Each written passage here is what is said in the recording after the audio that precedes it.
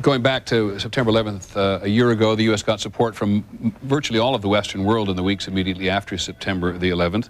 There have been some major disagreements since then, and there's some serious disagreements at the moment about what the policy should be about attacking Saddam Hussein in Iraq. There is unease, I think it's fair to say, over what many people see as the Bush administration's increasing willingness to go it alone, though there's some slight alteration in that yesterday when we learned that the Bush administration supports the notion of certainly a Security Council resolution being written in New York, timed to the president's arrival here at the UN later this week. But there has been unquestionably a rise in anti-American sentiment in various parts of the world, including in Europe. We asked ABC's Richard Gisbert, who's based in London, for us to put together a short piece on European attitudes towards the United States a year later.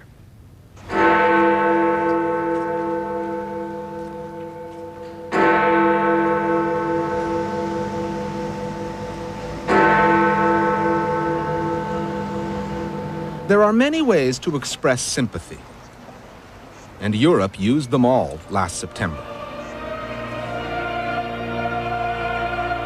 We stand side by side with you now, and I give you, on behalf of our country, our solidarity, our sympathy, and our support.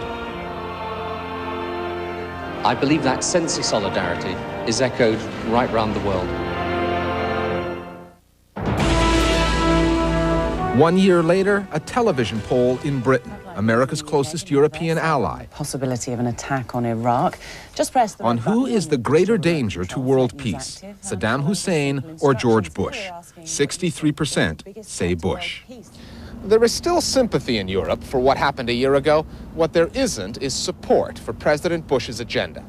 That started to fade in January when Bush made his State of the Union address. States like these and their terrorist allies constitute an axis of evil.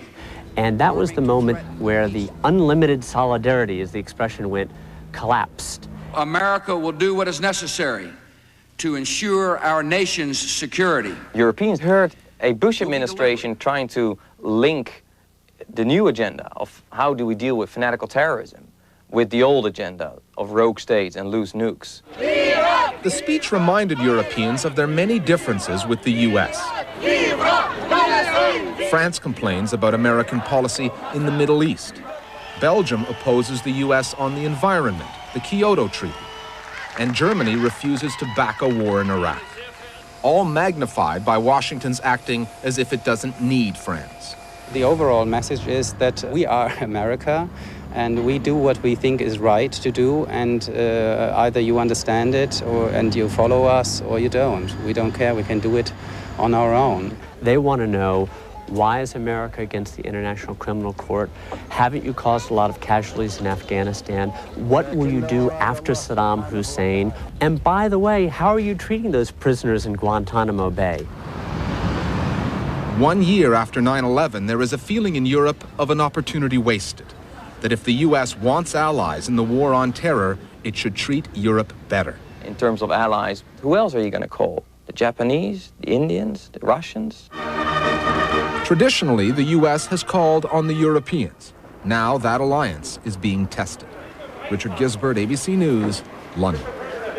Very much being tested, as we can discuss at greater length. But there's a key phrase, I think, in that piece from Richard Gisbert: sympathy, but not support for the United States. At the moment, it's part of the price the United States pays for being the single superpower left in the world.